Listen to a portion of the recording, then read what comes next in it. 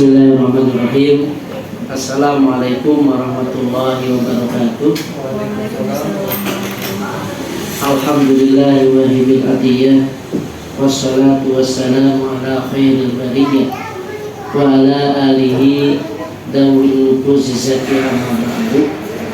Rabbi shrah li sadri wa yassir li amri wahlul 'uqdatam min lisani yafqahu qawli.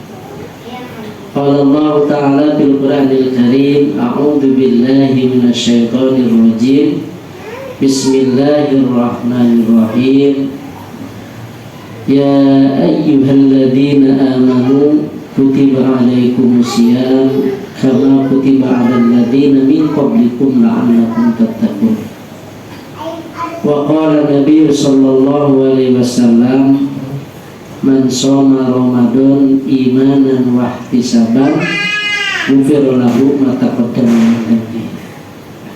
Al-hadis. Alhamdulillah, puji dan syukur marilah kita panjatkan ke Allah Subhanahu wa taala yang Maghfur, yang mana dengan kudrat iradatnya Allah Subhanahu wa taala kita diberikan kesehatan sehingga kita bisa melaksanakan aktivitas, kegiatan, dan puasa Ramadan di hari yang ke-10. Mudah-mudahan puasa Ramadan kita diterima oleh Allah Subhanahu wa taala dan menjadi wasilah kita mendapatkan rahmat dan nuturnya Allah Subhanahu wa taala. Amin ya Allah ya rabbal alamin.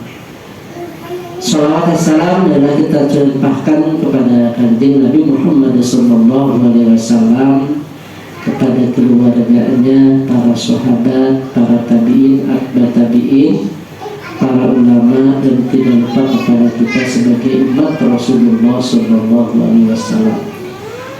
Hadirin rahimakumullah, alhamdulillah fase yang pertama akan berakhir, yang mana pada fase yang pertama Allah Subhanahu wa taala memberikan rahmat, melapangkan rahmatnya, membukakan rahmatnya sebesar-besarnya, sehingga kita yang berpuasa mendapatkan rahmat daripada Allah Subhanahu wa taala. Hadirin rahimakumullah, fase yang kedua di hari yang ke-11 sampai dengan hari yang ke-20, yaitu fase kita yang melaksanakan puasa mendapatkan maghfirah Allah Subhanahu wa taala. Dan di fase yang ketiga, orang yang imanan wa ihtisaban ghufira lahu ma taqaddama min dhanbi akan mendapatkan ikhunnah, dimerdekakan daripada api neraka. Hadirin rahimakumullah, dalam melaksanakan ibadah puasa, kita sebagai umat muslim, umat mukminah, tidak hanya sekedar menahan lapar dan haus, tapi kita dalam melaksanakan puasa selain menahan lapar dan haus, maka kita, anggota badan kita harus melaksanakan puasa. Maka dengan itu, dalam puasa ini terbagi dalam, ada yang dinamakan dengan puasa khusus, ada yang dinamakan dengan puasa umum, ada yang dinamakan dengan puasa khusus. Puasa umum adalah puasa awam, hanya menahan lapar dan haus. Seperti ya, apabila kita melaksanakan puasa hanya sekedar menahan lapar dan haus, itu tidak akan menerima pahala yang sudah Allah janjikan. Anna wa jazubihi, yang akan memberikan ganjaran daripada puasa hanya Allah Subhanahu wa taala. kepada orang yang berpuasa, bukan sekadar puasa hanya puasa menahan lapar dan haus, tapi puasa yang kedua adalah puasa menahan lapar dan haus, puasa anggota badan kita, dan tingkatan yang ketiga adalah puasa selain puasa menahan lapar dan haus, sahwa anggota badan kita dan hati kita. Bahkan ada beberapa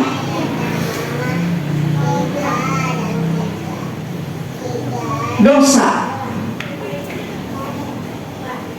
yang menurut Imam Ghazali adalah merupakan dosa besar. Dosa besar yang bahasa batinnya. Apa itu? Dosa besar yang bahasa batinnya yang akan melebur pahala daripada puasa. Ada 5. Yang pertama, dosa besar yang akan melebur, yang diriwayatkan oleh Anas radhiyallahu anhu, Nabi Muhammad sallallahu alaihi wasallam satu asyirah tahbatu as-saum, jadi akan melebur kepada ganjaran puasa. Yang pertama yang akan melebur kepada ganjaran puasa, jadi capek gawe teu kapake puasa di isuk-isuk ketika terbenam matahari, tidak ada pahala, tidak ada ganjarannya. Yang pertama ya al-qibbu, orang yang melaksanakan puasa tapi orang itu selalu berbohong, maka puasanya itu akan tidak ada artinya. Kemudian yang kedua, al-ghibah, membicarakan orang lain. Gimana kalau misalkan tidak disengaja? Kalau ingat, bertobat, istighfar, bertobat kepada Allah Subhanahu wa Ta'ala, tidak akan melakukan seperti itu lagi. Insya Allah dengan bertobat dan beristighfar, puasa yang kita lakukan walaupun kita lupa berghibah akan diterima Allah Subhanahu wa Ta'ala. Kemudian namimah. Namimah itu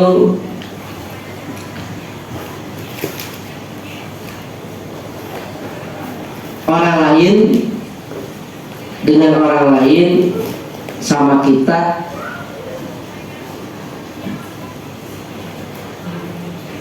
diadukan, atau apakah itu dengan lisan sehingga perselisihan antara A dan B terjadi, maka lisan kita yang menjadi wasilah terjadinya namimah antara A dan B, maka itu menjadi pelebur daripada pahala puasa kita.